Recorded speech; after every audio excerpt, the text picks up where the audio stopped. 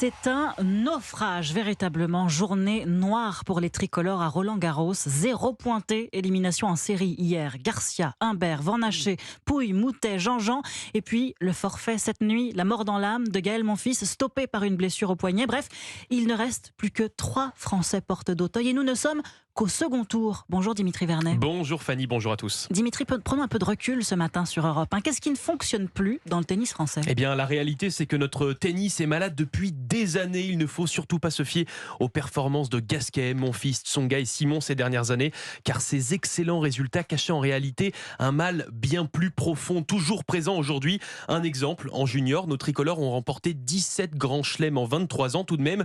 Pourtant, aucune de ces jeunes pousses n'a réussi à réitérer ses performances sur le circuit professionnel, car c'est sûrement cette bascule qui pose problème, l'entrée chez les pros qui arrive souvent bien trop tôt. Les jeunes joueurs le disent, ils sont jetés dans le grand bain trop rapidement, ils n'ont pas le temps, plus le temps de se préparer mentalement et physiquement, à la différence de nos voisins comme l'Espagne qui travaille énormément sur ces deux aspects dès leur plus jeune âge. Et le résultat, on l'a sous nos yeux. Carlos Alcaraz, 19 ans, numéro 1 mondial et déjà un grand chelem dans son armoire à trophées. Merci Dimitri Vernet, Europe 1, radio officielle de Roland-Garros. Demain, votre matinale sera en direct de la porte d'Auteuil.